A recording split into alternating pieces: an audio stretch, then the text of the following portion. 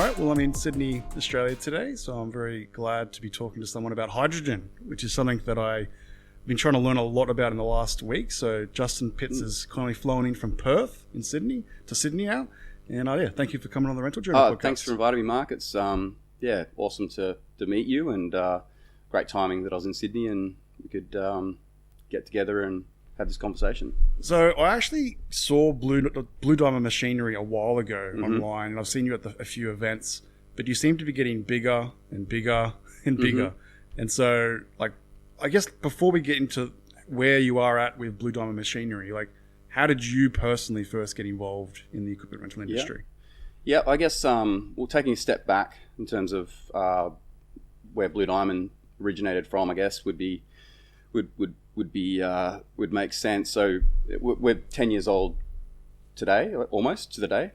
So myself, my brother Brad, and Chris, 3 partners, 3 directors. We started the business from a standing start 10 years ago. So prior to that, Brad and myself were working in our family business that my dad and his brother had started back in 77. And both of us had worked there as kids, sort of growing up through school holidays, that kind of thing. And we both, went to uni and had various stops along the way and had other experiences, traveled overseas and so forth. But our family business was always part of our career and I guess part of our life when we were growing up. So at some point, Dad got approached to buy the business, or Dad and his brother Ken got approached to buy the business. So, and that was a very interesting period. We ultimately sold out to like a private equity group, and then there was a bit of a roll up of different companies, and eventually it became from what was quite a successful, well-known Western Australian business, it became a national business. I stayed on there as a general manager for 5 years. I worked in Melbourne for a couple of years. And so from there, it was Brad had moved on to a different career path. I stayed at the family company, well, what was the family company. What was the name, sorry? Total Eden was the name of the company, and it's since been resold again. So it's now actually called Nutrien, which is a huge Canadian conglomerate, but it's still quite a well-known brand in Western Australia. So they sold the company, stayed on for 5 years.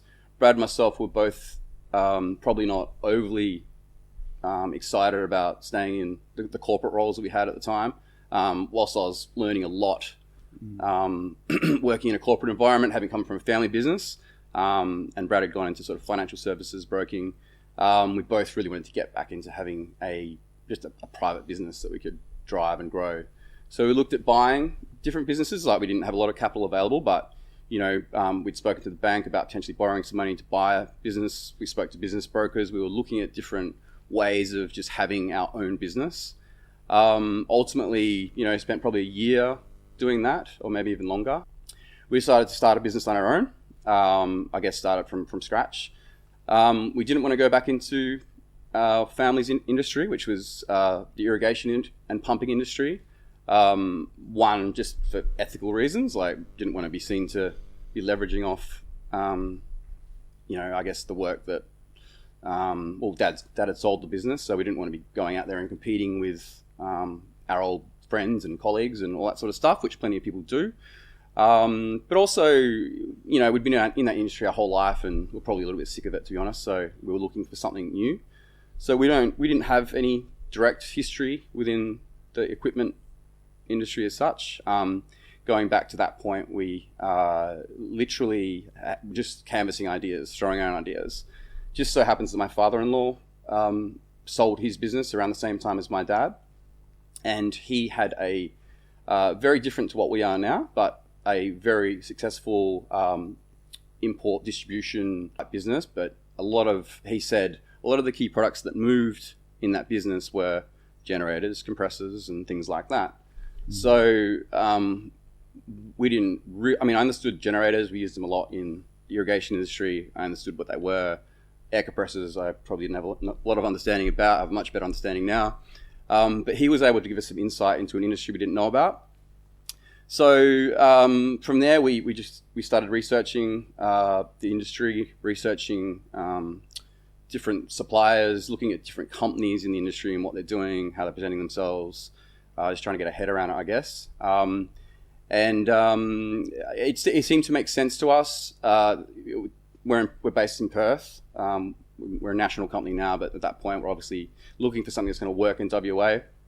WA is effectively mining and agriculture, the two key markets. So it made sense to go after a product range that would suit the mining and agricultural markets. So it was as simple as Brad and I come from a sales marketing background. We realized very quickly we don't know anything about supporting the machines, fixing the machines, even how to turn the things on at that stage. So we brought in a third partner, Chris, who's one of our school friends. So Chris had been working in mining for 20 years at that point, and is a qualified trade mechanical fitter. So from there it was the three of us. We went to China, we went to Singapore, we found some suppliers, and literally imported 3 containers of stock. We set up a small yard in Welshpool, which was pretty humble. It was 200 square meters. We bought 1 truck, had a forklift, ordered the containers, set up the website, put it out in the paper, and just waited for the phone to ring. And luckily it did. And we literally sold all that kit within a month or something, and thought, shit, now we've got no stock. And obviously redeployed that to capital, bought more stock. And so at that point we were probably more looking at it as a broad industrial rather than anything specific or anything. We had no real clear strategy as to where we were going, other than we wanted to have a broad product range which covered both mining, agriculture, and we wanted a counter-cyclical kind of product range, which, if we started in 2012, mining was just crashing. So it had gone from absolute boom times to we were literally starting the business as mining services companies are going broke left, right, and center. There's an excess of equipment in the market. So we started with a very broad product base, but as we've evolved, the power generation side of things really, I guess, took off for us. And so from starting off quite broad, we've taken, I guess, particularly over the last 5 years, we've embraced the power generation side and really focused in on that. And I guess that's what's led us to where we are now, which is 70% of our business is power generation, and the only products we sell, whilst we still have some legacy products that we keep that are sort of unrelated, they are related in a way because they're the same customers. So it might be some of the smaller product ranges that we still sell, but ultimately it's power, lighting, and compressors. So how we got in the rental industry, we're obviously a supplier to the rental industry. We don't look to go out and be a rental company. Probably the catalyst for that really was when we got the agency for Denyo. So Denyo are a very well-known brand in the industry. They're Japanese built, very strong reputation in mining and construction. So I think we really wanted to elevate, because at that point we did have some quality products, but we didn't have a really strong brand to leverage off. It was just really the work we'd done, our own contacts, our own marketing that had got us to that sort of 5-year point, which was quite, wasn't an easy journey to there, and it certainly wasn't easy to convince Denyo to give us distribution when we're a relatively young company. But getting Denyo, I guess there was always an existing market for it, there was existing customers for it, customers knew it. So that gave us an opportunity, or more of an opportunity, to start selling some real volume into the rental industry. So now that's created a lot of strong relationships with obviously the big rental companies like Kennards and Coates and Onsite and these types of guys. Onsite were already a big customer of Denyo and still are. So that's probably been the main catalyst to get us involved in the rental industry and I guess expand that presence further. So last 3 bar, I think 1, we've done 3 or 4 of the Hire 22 events now, and really focusing in that as a core market for us. Yeah. And so fast forward to today, come up to the 10 years, like what's the dynamic of the business now in terms of size? Yep. So 10 years later, still the three of us. So Brad, Chris, and myself both actively work in the business. The business has obviously grown. We've got over 60 staff. We've moved to Perth. This is the third time we've moved it only a couple of years ago, and hopefully that's where we're staying. So it's a much bigger facility in Perth. It's 10,000 square meters with a pretty significant workshop. We've got a lot of technicians, electricians, and so forth to not only up-spec the equipment to the customer's requirements, but also support in the field as well. So Perth's still our main base, no doubt about that. But our Melbourne branch is very strong.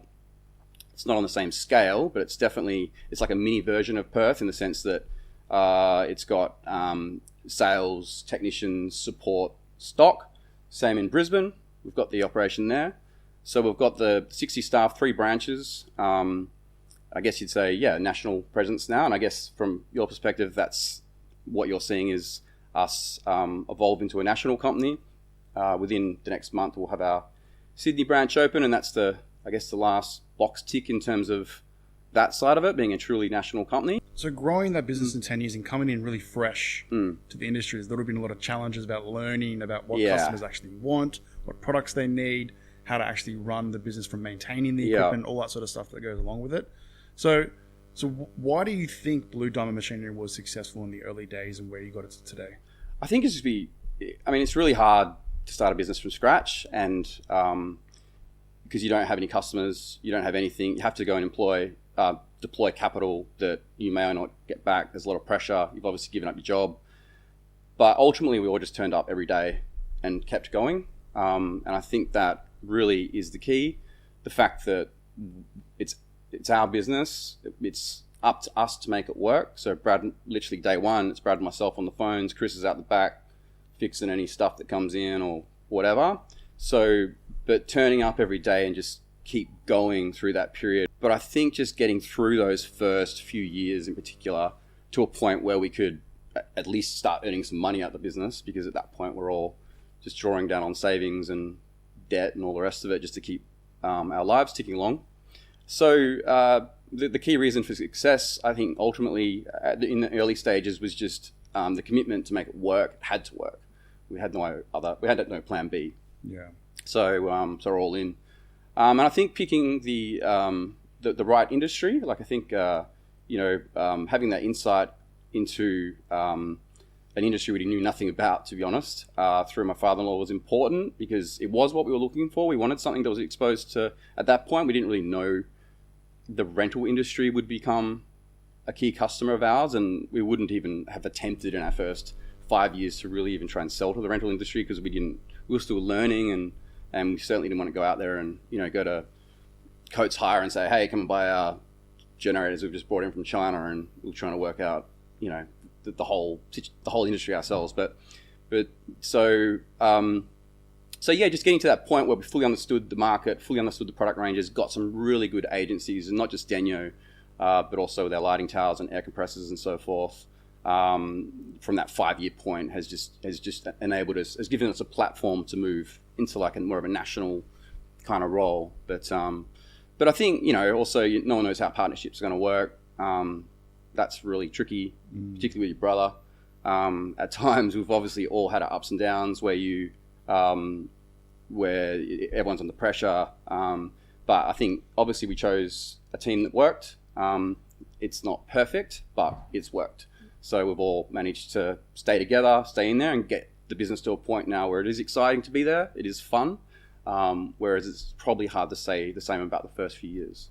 Is there a specific challenge that you can remember that you can sort of think back and go, that period was tough? Is there a moment? Yeah. I think, cash flow is hard for every business, and the industry we're in is highly cash intensive. And I think one of the reasons we have been successful is we have always ordered a lot of stock, and we've always had stock available. So there's been periods where, we're literally saying to the bank, guys, can't make the payment, and you just string it out for a month. And Westpac have been really supportive in that sense in the early days. I guess that tension brings, some conflict and some, not necessarily amongst the partnership, but it brings tension. And so I wouldn't say there's one specific moment. There's probably been dozens of them. But yeah, mainly in those first few years, you've obviously got all the compliance stuff you're trying to understand with the products. Getting to the point where we start employing people was then a challenge, because then we're, being able to attract people when you're that small, and selling a vision to them, really. Yeah, you're not exactly an employer of choice at that point. What's our vision at that point? It's just to stay in business. So we don't really have a lot of shiny prospectus or brochures that we could show. So yeah, really challenging in the early days. One particular moment, no, but yeah, definitely that first 5 year period, we moved into another building over that period, which was really good. That sort of felt like we were stepping up, and it just so happened. I mean, sometimes you need a little bit of fate, you need a little bit of luck. It happened to be across the road from who turned out to be one of our biggest customers at the time, and is still a really good customer of ours, Linkforce Engineering. They're a mining services business in Western Australia, and some of the guys there were just like, they literally walked in and said, "Blue Diamond, the hell do you guys do?" And we're like, well, we're not too sure actually, but we literally come around and show them the equipment, the generators. So from there they became a customer, literally day one, and I guess gave us more of an insight into mining and what they want and the specifications and that kind of thing. So there was a little bit of luck in that move, and that was really good, and they're still good friends and good customers to this day. But yeah, we outgrew that within probably a couple of years. And then, 3 years ago, so at that stage we had stock like literally parked at 5 different locations and very inefficient. The warehouse looked horrible. It wasn't, we probably under-resourced it because we're always mindful of going broke and having too many staff. So we were under-resourced. So the place didn't present how we wanted it to. We never put the money into signage and branding. Although we spent a lot on our website, we didn't spend a lot of money on the way our operation looked and felt, because we just didn't have it basically. So it was not. So whilst we were moving forward, it did look like a bit of a rabble at times, and so we finally got the capacity to move, and we found a much better location, and now I finally feel like we've got it to a point where I'm proud that if say like a Rio Tinto or a BHP or a Canard Tire walks through the door, I don't have to tell the guys and give them 2 weeks notice to clean up. It's any day they can walk in, it looks good, feels good, and this is how we operate. So yeah, it's been definitely a progression, but ultimately now we're in a reasonably strong position. So I want to touch on something a little bit more further, because I think you gave a little bit of a insight into what can make a business successful as well. You mentioned that mining company would come into your business and then they would tell you what they needed. Yeah. I think a lot of people start businesses and they think that they already know everything. Yeah. And they go out there and they're pitching rather than listening. Yeah. If you didn't listen to what they said, they would go, just another company that just wants to throw generators at me or whatever it is. Exactly. So instead of saying, oh, no, this is the problem I have. These are the specs I need. This is why I need it. Yeah. And then not you pushing back saying, no, you don't have to do it. Do it like this. So is that like something that like is ingrained into like the culture? Yeah, 100%. You nailed it. I think because we didn't know the industry, we were really listening to anyone that would try and help us. And I mean, what we ended up doing with them at that point is not a core part of our business. We ended up procuring 10 40-foot containers to be made into worksite workshops. So we found a supplier in China. We went to China. We got all the designs done through an engineering company and sold them, a bunch of these containers for their work sites. But so at that point, we're just happy to do anything, and we're still happy to do stuff like that or customize anything for key customers. But ultimately, yes, because it with all any opportunity we got to speak to a really good rental customer or a really good mining customer, we would really try and pull out the information in terms of what they're buying, what sort of spec, and that today, we're still interested in what and still learning every day. it's going back to sort of like reasons for success as well. I think a lot of companies, once they get to a certain size, there's an instant response to try putting barriers up to customers to make you less accessible. And we run a very flat sales structure. So to this day, Brad and myself still sit in the showroom. Yes, we're not there every single day and don't serve every customer. We have obviously a team. Philosophy about the customer side is they ring, they don't get a messaging machine, they get through to someone then. So we don't run receptionists, we don't run recording, we don't take messages. I mean, yes, we miss calls, but that's not intentional. The idea is the phone rings, it gets answered, and it's answered by someone who knows about the products. So customer can ring up and, okay, it might be sales or support, but they get through to the person straight away. That's really important. So I think in those early days when customers were ringing up, it's literally just Brad and myself answering the phone for those first few years. And then like we didn't trust anyone to answer the phone because we needed that sale. It was only when, to be honest, like Mark answered the phone one day and sold something, and I said, shit, how did you sell that? He doesn't even know what it is. And he still doesn't know what half the stuff he sells, but he's just had a knack for selling. And I guess that was the first point with, okay, let's get some other people involved in the sales and let go of some of that responsibility. And so that, and then obviously as it goes, you bring more people in and they do the same, and he's able to teach them. And so now we're able to focus on more of the key accounts and not so much just the smaller customers that come in are just as important to us, but obviously we can't deal with everyone that walks through the door. But if someone walks in and has a complaint or some sort of issue, either Brad or myself are there to deal with it, and we're always available to our customers. So like anyone if you ring up some larger companies, for example, trying to get through to someone to actually get a pricing or to get a solution, I don't think, unless you're a big name customer yourself, you might find it quite hard to actually get through. So whereas I guess we found ourselves in a position where, yeah, we're not perfect, but we're available, we're there, we're hungry. And so people were giving us a chance. And probably at that point, we were probably a fair bit cheaper than everyone as well, because we were, trying to get ourselves into the market and all the rest of it. So yeah, I think the challenge with that is trying to scale that. Like I think customers, they get addicted to that service. That's right. Like if I try and call Qantas to talk about getting a refund on my flight, I have to go through. Yeah, good luck. It's just a loophole after loophole. Yeah. So I think a couple of things there. One, it's letting go of the reins a little bit. Yeah. You can't control everything constantly. Yeah. You need to know that other people need to be able to brew their own success within the business. Yeah. And then trying to scale that to a point where you're at a national level. If you can take that type of service and put it to a national level, it's a bit of a game changer, I think. Yeah, 100%. And that's 100%. That is a definite goal, but it's challenging. We've since had some HR challenges like everyone has over COVID. I feel like we've put some really good people in at a national level to focus on our operations and training. I think COVID taught us a lot because, we literally opened our Brisbane branch during the COVID period. So we had a branch operating with 6 staff, and we hadn't been there.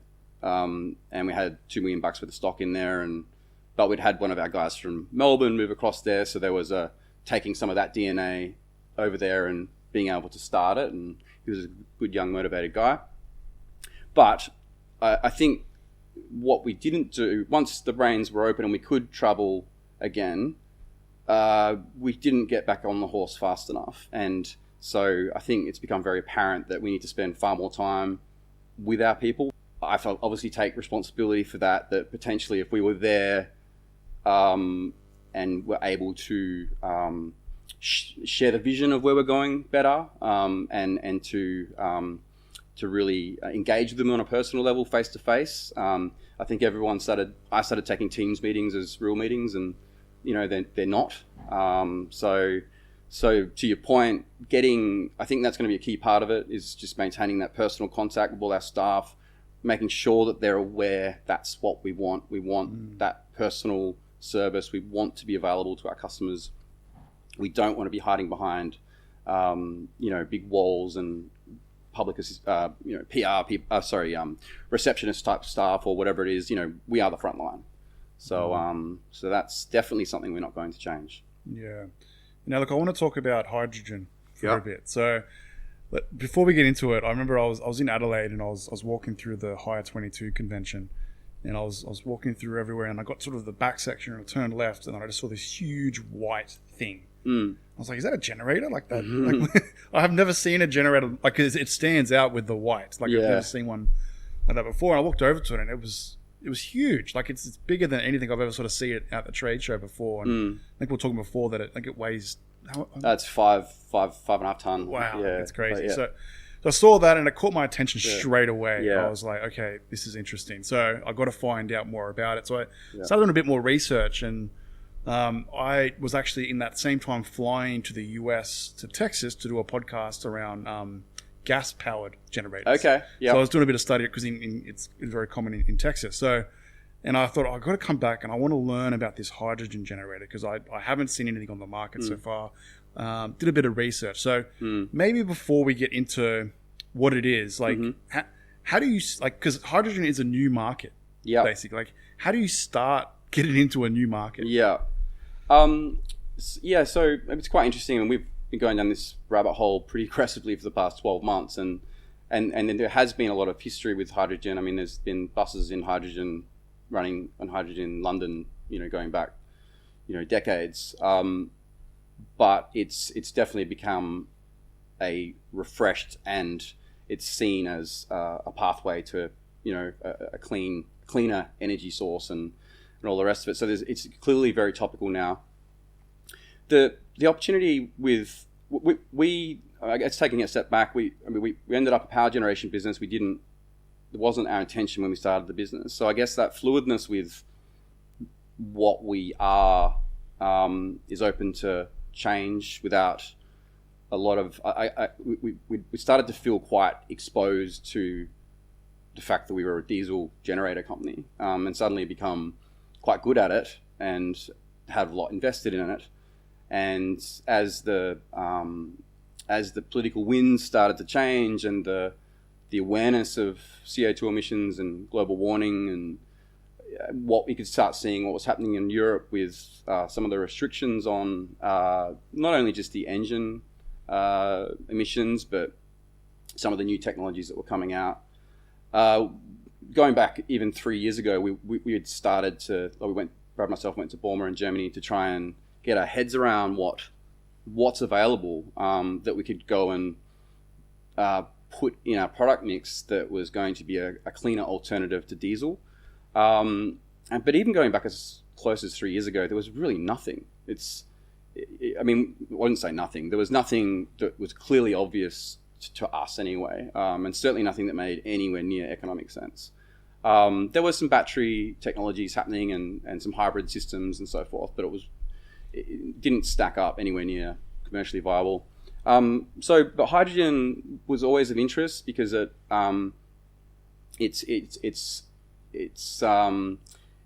it's clearly got a lot of different applications within mining and construction. And so how I found EODev is literally by Googling hydrogen generators. So come across this company, and EODev's the manufacturer of our hydrogen generator, the GH2. Literally saw online a 100 kVA hydrogen fueled generator, and thought, wow, that is exactly what we want. Our range. I mean, we're really quite good at the market between 20 kVA to 200 kVA. So it was sort of right in our sweet spot. It looked like a generator. Take your point, it doesn't look like any other generator, but it still was designed for construction in the sense that it had fork points, it had lifting hooks, it had a robust canopy, so it was portable. So we wanted something that was robust, portable, that suited our customers, which is construction, mining, rental. So we'd really seen nothing else like it. So, and I don't think, there are obviously other people making hydrogen powered generators, but I don't think at this point anyone's packaged up something quite like that yet. I don't think so. So yeah, we probably a little bit naively, to be honest, just thought, wow, awesome, let's just go after this agency. So we approached Stefan as an international sales manager at EADev, probably to the point of harassment, I guess, in the early stages at late at night, because he's, yes, we are looking at Australia as a market, but who the hell are you? And clearly there's a lot bigger companies than us that could have taken on distribution, and some of their distributors overseas are, the big boys. So we needed to prove to them that we were capable of taking that to market. So that was a period of a few months of obviously doing a lot of work around our capabilities and all the rest of it. And so it was a little bit cart before the horse. We were so excited to get the agency in the end. We were just like, yay, we've got it, and ordered some stock and let's go. And so then we sort of thought, all right, let's look at hydrogen and how we actually sell these How things. do we actually fill this thing up? Well, first of all, yeah, exactly. How do we fill it up? All the basic stuff that everyone's asking me every day, we had no idea about that stuff, but we saw it as such a good looking product. They'd done some awesome promos overseas where they lit up the Eiffel Tower, and we just had to have it. So we got it. We ordered some stock, but they're quite expensive. So we're all in. And then we started reaching out to some hydrogen, specialists, engineers, and so forth, and then really started trying to get our heads around the packaging, the compliance, and the availability of hydrogen, and how we're going to make this thing work. We saw it operating in Europe, so surely it can operate in Australia. It's just a matter of sorting out our own supply chain with hydrogen and the compliance. Tick, tick, done. Sounds easy. Wasn't. We're very lucky that over the course of that period, the product, EADev have a shareholder, Toyota International are a shareholder, and also the unit is run by a Toyota fuel cell. So, and that was another reason that we were attracted to it. Obviously Toyota is a great brand, and they're one of the leaders in the hydrogen fuel cell industry. So they were reasons to have confidence that we were on the right track with the product. But Toyota Australia approached us and said, essentially, after a few discussions, we'd like to help you and support you. And so parallel to us waiting for our inventory, which is to be here shortly, just as a side, we've ordered the next generation model, so it's taken a little bit longer to get here. It's a little bit more compact to the unit you saw at the show. It's got the new next generation fuel cell, a little bit more power. So there were some really good reasons to just wait an extra few months. So Toyota flew in one of the units that are on our website and have been linked in as the original model. So Toyota actually flew one of those units in, and God knows what that cost them, and have taken the compliance side of things off our hands. So the Toyota Hydrogen Centre in Melbourne, led by Matt, and he's obviously got a team, Joel and Lisa, and then he has some supporting engineers, Arthur.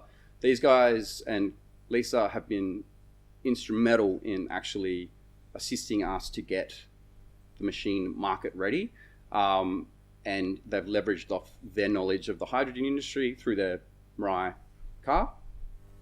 They actually produce hydrogen at Altona, so they're across the standards.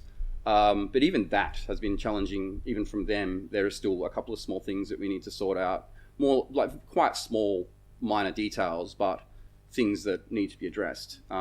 So recent promotions we've had to get some special approvals to do them, because there is still a couple of compliance boxes to tick.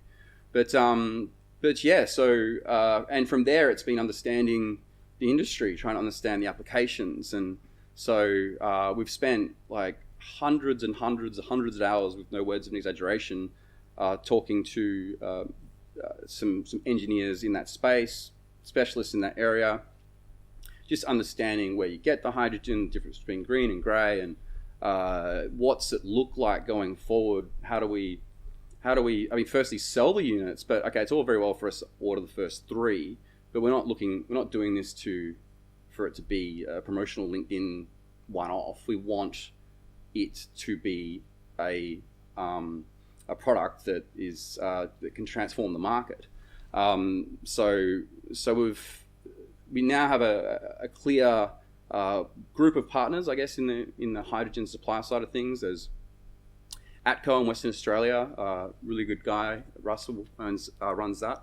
And then we've got VOC gases, and there's Air Liquide, and there's Core Gas in New South Wales. We've got a network of people now that we're working on getting pricing, understanding the delivery of hydrogen to site is not just like diesel. There is more standards. It is a little bit more.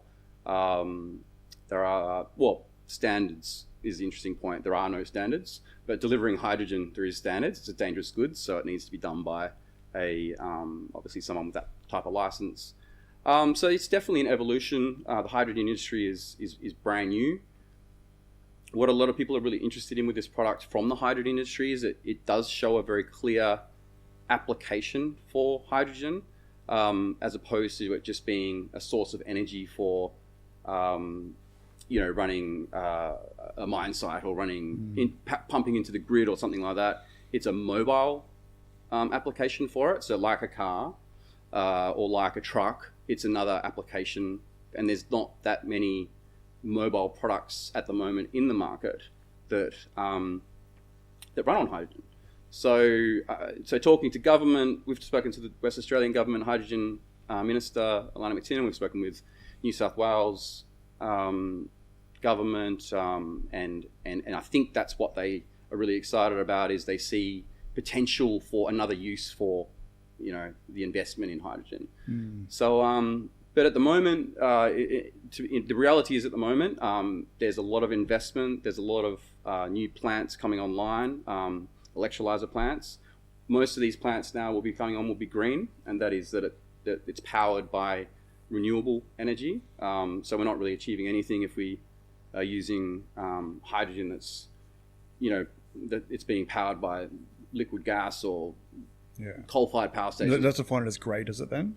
There's a bunch of different colours, but essentially, I'm going to get this wrong, but basically green is 100% green. That's fact. So that needs to be powered by wind or solar, a renewable energy source, right? But there's a bunch of other colours depending on what the power is. It could be nuclear, it could be this, it could be that. But ultimately, grey, I think, is a common generalization. It might be powered by not completely green power source, basically. So yes, it still might be far less emissions than running a diesel generator. It might be 80% better or 90% better, but it's not 100% clean. So if that machine is running off green hydrogen, all that it's emitting is water. So there is no emissions. So and that's the amazing thing about it, to be honest. And that's if you consider how many thousands of diesel generators are chugging away out there, and we know because we have sold a lot of them. There's 10,000 alone in the West Australian mining market, just chugging away, running bore fields and dewatering pumps and that kind of stuff. So if we can get this technology into those types of markets, it could have real impact on the emissions, the global emissions, Australia's ambitions. Yeah. So I was listening to a podcast and I heard two things jumped out at me. One was that Microsoft runs all their data centers on diesel generators at the moment, and they've put forward an initiative to replace all of the generators in their data centers with hydrogen generators. Yeah. So I think they've been doing a trial where they wanted to do like a fail test and then get the generator up and running and then sort of maintain for a period of time and then prove it out. And I think they recently just passed that test. Okay. So now they're investing in trying to figure out how are we actually going to get the fuel and all that sort of stuff to actually power it. And then I also saw that BHP put forward an initiative. I think it was $36 billion through to 2050 they're going to put forward to try and get hydrogen as their main source for generation power as well, which like just hearing those two things, like you can hear the direction where people are going. I think, but you need more people to come on board and sing in the same song, because there's always going to be haters. And it's like, generate diesel is the only way to go, that sort of thing. Yeah, 100%. And I've heard it so many times over the past 6 months while we've been pitching this and some of our other clean energy products. I've got diesel in my blood, and it's like, Okay, fair enough. But I mean, I have no, it's like with the diesel generators. Obviously, they're going to play a part in our business for a long time yet. The transition is not easy. It's going to take a bit of time. But yeah, I mean, those types of investments are critical.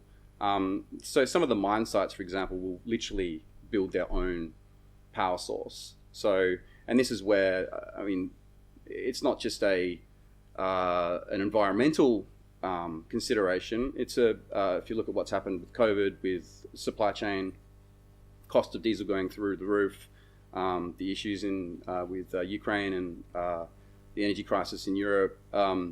So, if you look at our energy security, it's actually quite a significant national issue. We import, I don't know the number, but obviously millions and millions of barrels of diesel. So being able to produce our own energy source here that ultimately is also clean makes a lot of sense. Australia has a lot of sun, a lot of space. You just need water as well, which potentially is one barrier to building a scaled electrolyzer to create the hydrogen. But yeah, it's companies like that that are investing that make it exciting, and we know of several projects that are a massive scale of companies doing similar things. So it's going to happen. The issue is we've got now probably, I mean, my story is 2 years, I think, of trying to manage that gap. Hydrogen is available now. There might be instances where we have to use grey hydrogen in certain, I guess, demonstrations or trial runs and that kind of stuff. But it's a pathway to getting where we want. Ultimately, that's to have thousands of these things out there running off green hydrogen. So that's not going to happen next week. But yeah, it definitely needs the big companies to get involved, and I think it needs some government assistance as well. We've spoken a lot with government, and there is definitely a want to help and a want to be involved. I'm just not quite sure they fully know what to do, and that's not a criticism. I think they're trying to understand, what technologies are available, what the applications are, and not just to throw money at things. There is funding available, by the way, for building these types of projects, but for a company like us that's actually just importing, and I mean, we're spending a lot of money on the engineering side and the obviously investing a lot of money into the capital. There's no real support for, I guess, someone to go out and spend a lot of money like that to bring products to market so customers can trial them and like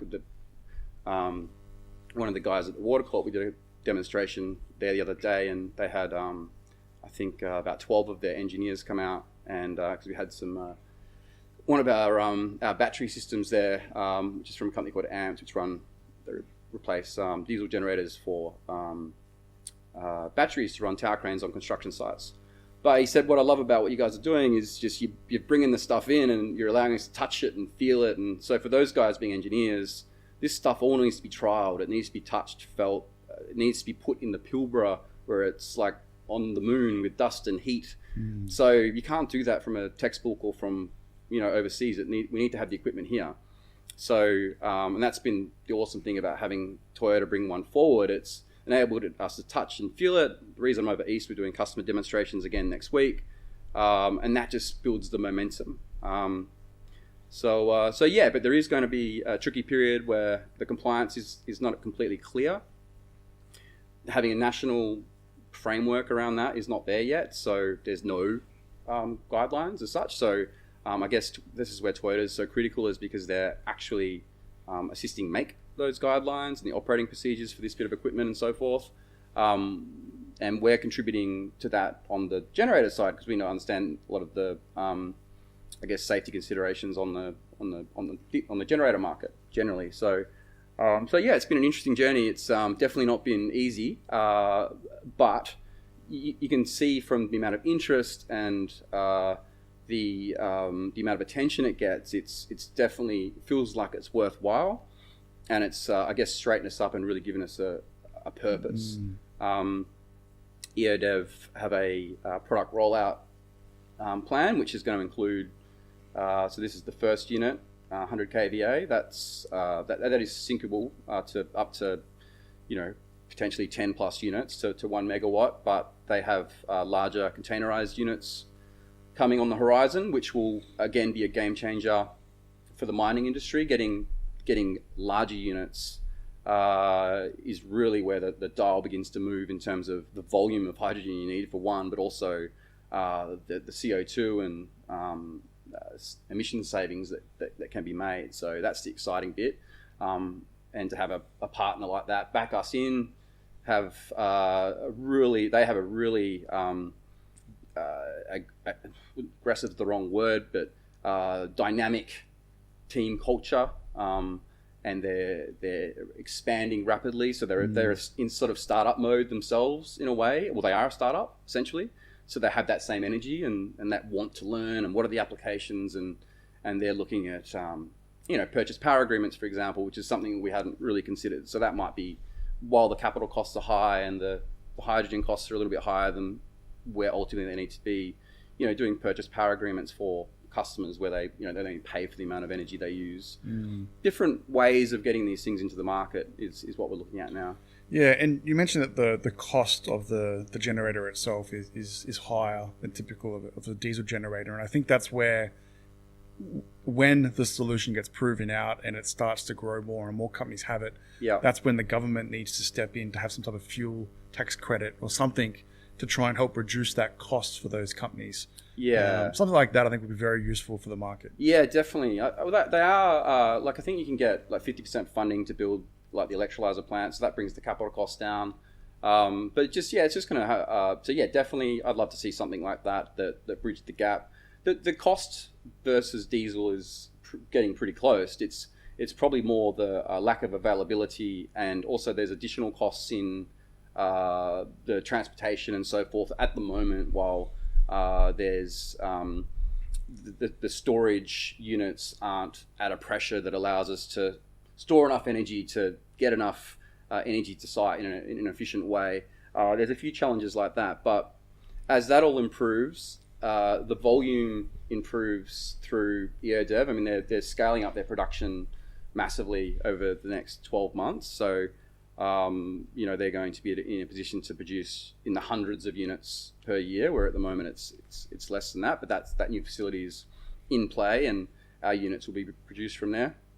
So naturally, as volume improves, the price will come down. The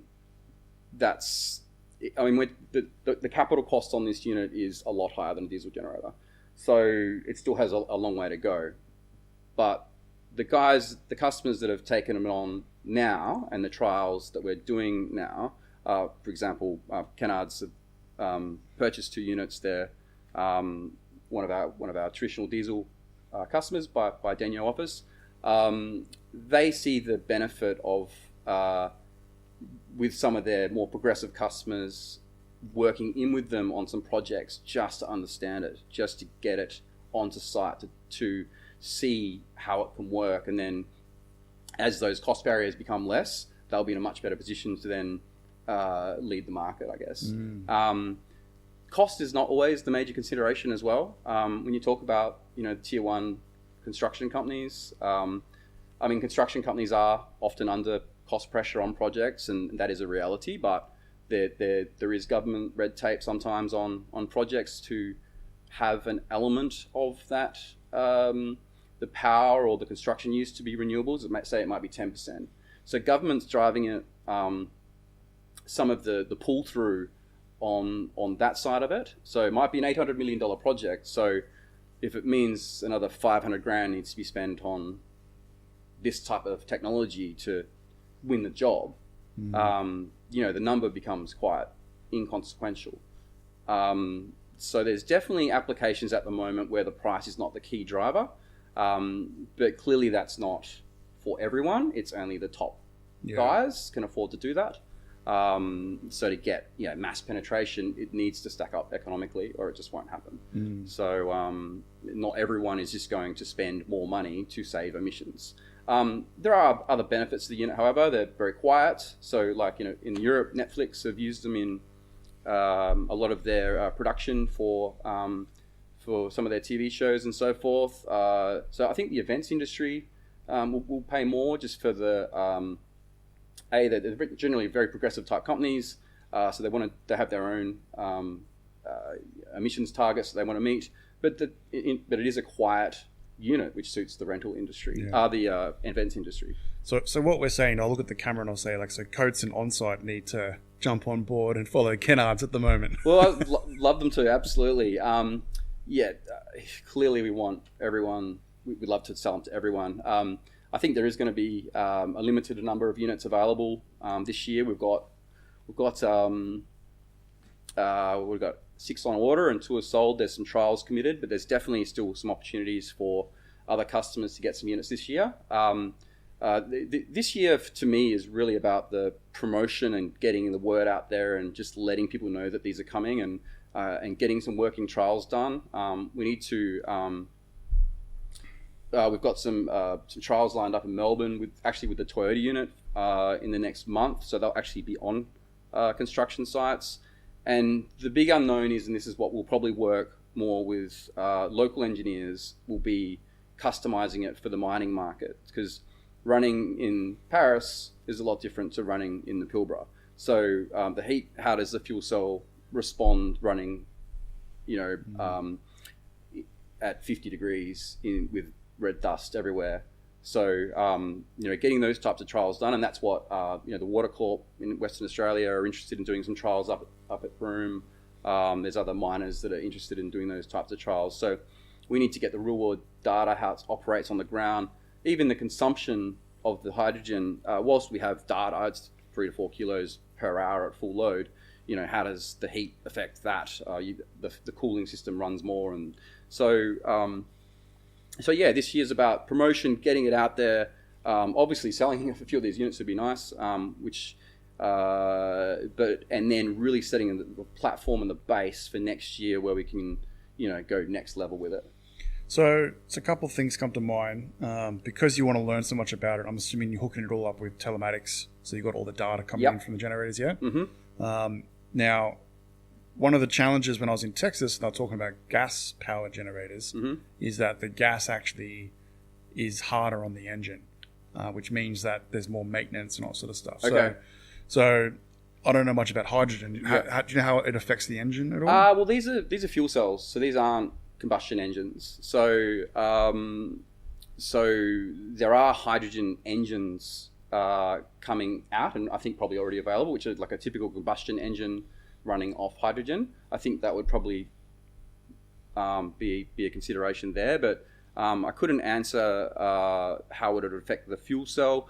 That one of the questions regarding the fuel cell is because Toyota obviously their brand is so successful for a reason, and that is they're very careful about what is said and the limitations they put on their products and all the rest of it.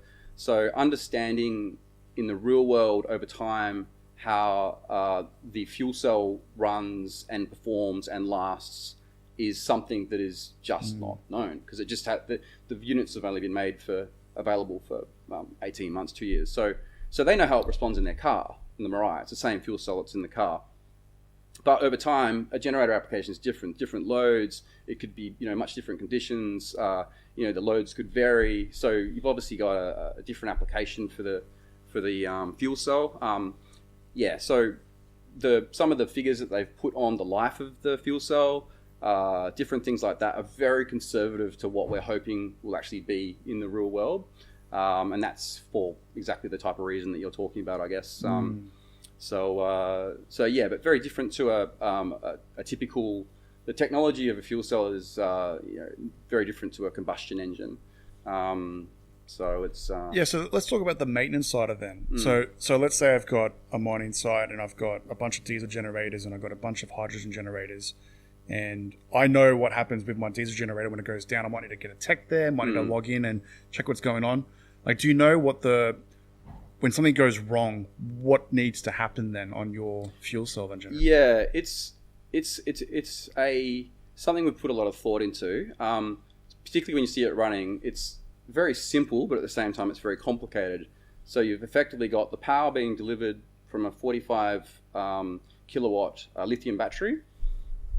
So there's three components to the unit. You've got the battery, then you've got the fuel cell, and then you've got the top half of the generator is effectively just a big fan for the cooling. So it's an electric fan. So by that it means it only turns on when the fuel cell reaches a certain temperature. So that's more efficient. So to watch it work is pretty amazing. There's a computer on the unit. The power is coming from the lithium battery, so there's no noise at all. So just like any other hybrid car or Tesla or whatever. Once the fuel cell goes to once the battery drops to a certain percentage of charge, that's when the fuel cell kicks in. That produces the power to then recharge the battery. Once the fuel cell gets to a certain temperature, the fan will turn on. The fan might just turn on for a burst. It might turn on for, I imagine if it's in the Pilbara, it'll be on a lot. But when we did the trials recently in Melbourne, it was hardly on at all because it's Melbourne. But to answer your question more specifically, the servicing is just filters and so forth, which pretty similar to a diesel engine. I think 1,000-hour service intervals. In terms of support, we can envisage this being, Australia's a big country, as we know. Most techs on site are pretty good with diesel. They know what to do. We can talk them through, troubleshoot any issues. We're looking into, yes, we'll be able to log in and see what's going on with the machine. But we're also trialing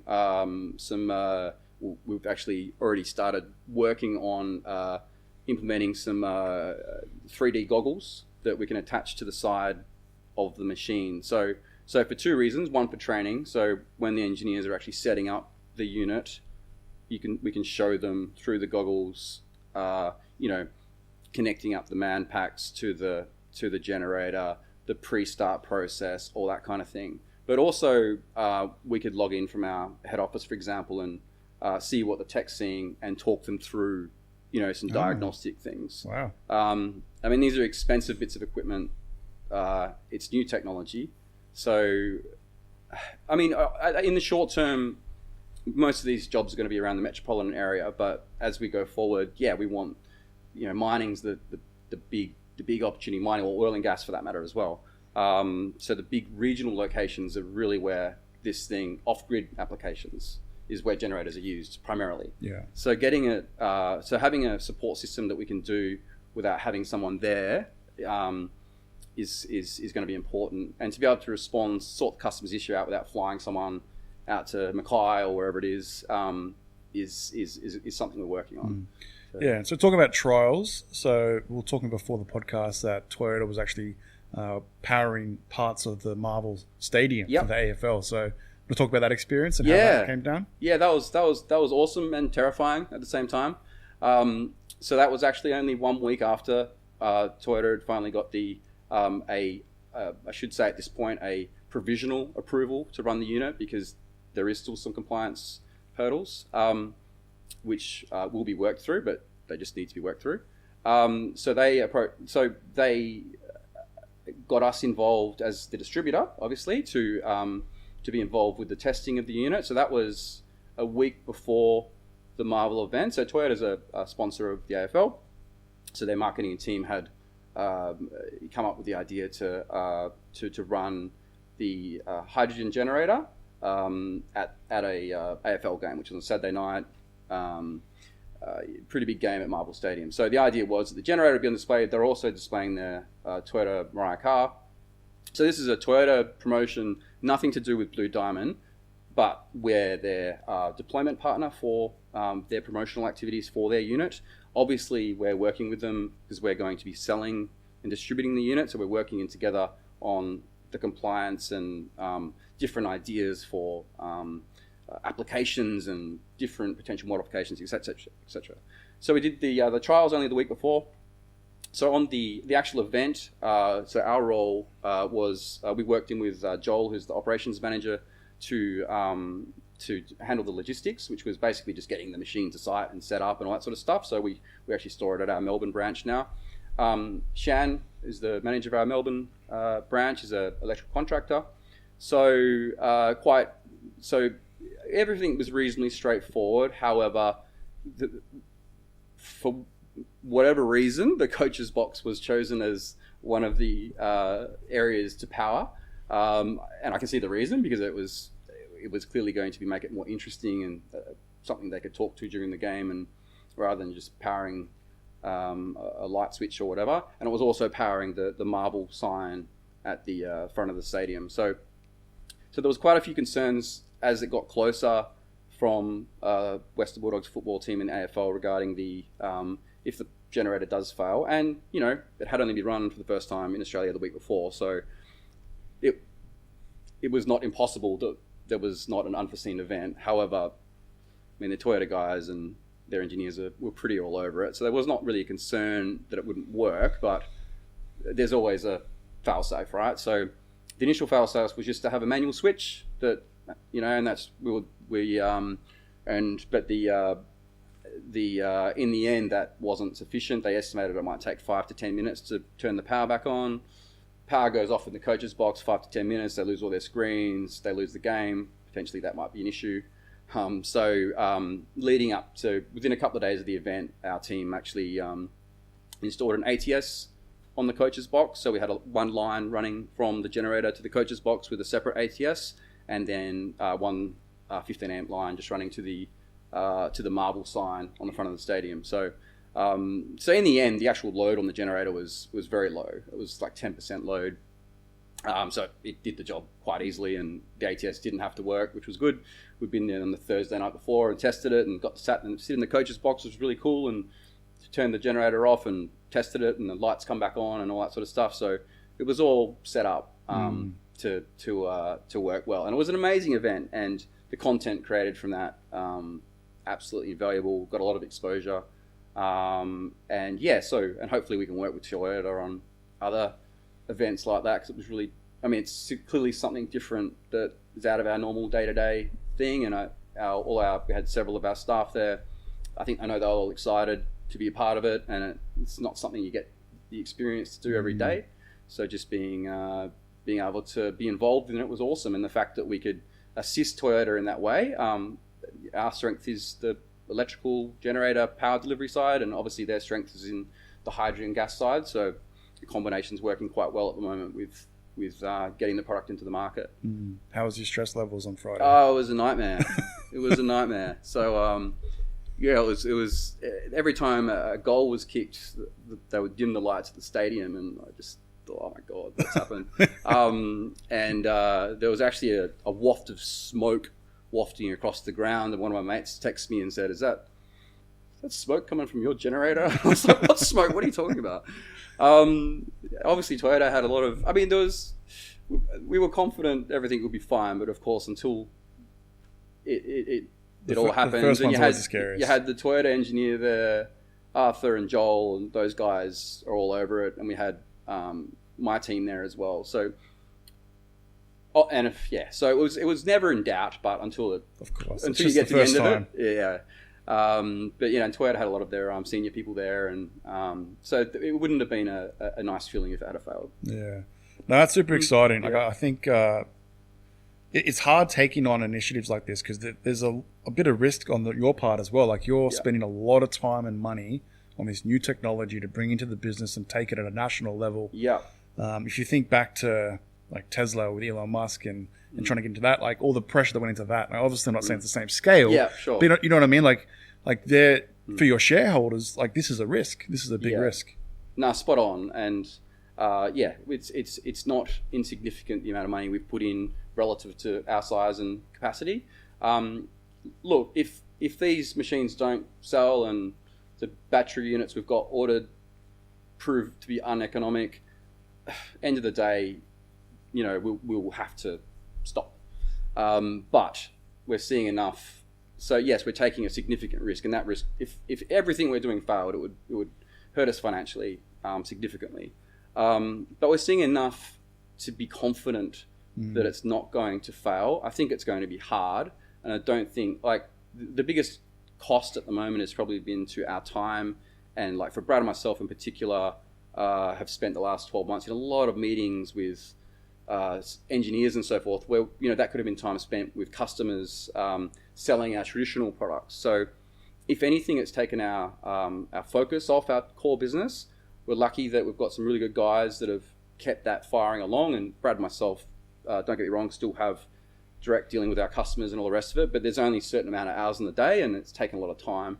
So that's probably been the biggest risk, just that taking your eye off the ball. So we're very cognizant of the only way that we're getting able to get this technology into the market is because our core business is going strong, and our core business involves selling diesel generators. So we're not going out there and saying we're God's gift to saving the planet, because we still have to do that, but we are contributing in a way that I don't think anyone else is in our industry, and that we are investing a lot of our time and a lot of our money to try and, I guess, lead the transition, to be ahead of the curve. Yeah.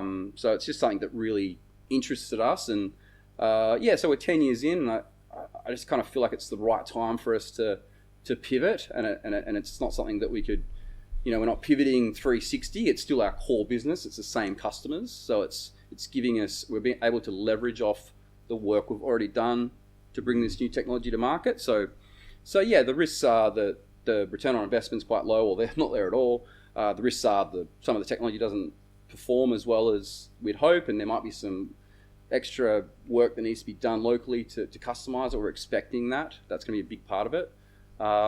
So yeah, it's definitely not lost on me, the risk, but I think we're even just being here with you today, being able to talk about this rather than just selling diesel generators and traditional stuff that we've done is more interesting and more exciting. So it's given us a bit of purpose and a bit of a why. Why are we doing this? Yeah, I think you need, at the start of the podcast, you were talking about when you started the business with your business partners, like no wasn't an option. Like you had to have that startup mentality to push through and grind and do whatever it takes.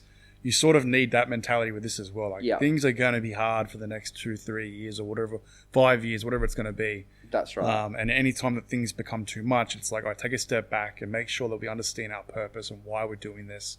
Make sure that we understand what our customers want and they're on the same page, stuff like that. And because it's I think some people underestimate how much starting a business and doing an initiative this drags your energy. Oh yeah. Like it's very straining on your business and your friends and family and all that sort of stuff. So how do you manage all that stress? Yeah, it's funny you say that. It's been a talking point at home at the moment because, I mean, Europe comes online at when I'm 6 p.m. or 7 p.m. or whatever. So you start talking to our suppliers that are mostly overseas at that time, and so I guess my level of engagement, and I'd say the same with my brother, there was the startup of the business where it was obviously through the roof, and then it probably dropped to a point where, hey, lifestyle's good, we've got this business, it's going well, and now it's going exactly back into startup phase, but probably even higher because it's national, and the stakes are higher, and like you say, it just has to work. So there's a period now where, for example, customer trials in Melbourne, if that was just with our core business, I wouldn't have to fly to Melbourne to do that, but I feel obligated to make sure that it works and it goes well and there's no issues. So at this stage we need to be all over it. Managing stress, like everyone's got their own techniques. Mine involves going for a run, maybe having a couple of beers and a glass of wine at night, but I think it's not, there's no easy answer to that. I think having the ability to having gone through a lot of highs and lows, it's a bit of a cliche, but it's never as bad as it seems, and it's never as good as it seems. So we celebrate success, but we don't get too carried away with it as well. Try and just keep it level and sort of have a bit of that personality in myself, I guess. But don't get too excited when things are going back really well because next month might be tough. But so no easy answer to that. But I think the fact that it's been so enjoyable and rewarding, and the business is starting to get recognised, and we're able to I think get a lot of satisfaction from repositioning our business from what was probably seen as a Perth-based supplier to something more professional and something that's actually adding value to the industry is been pretty rewarding so far. Yeah, that's awesome. All right, Justin. Well, thank you for coming on the Rental Journal podcast. Cool. No, thanks for having me. It's been really fun. Yeah.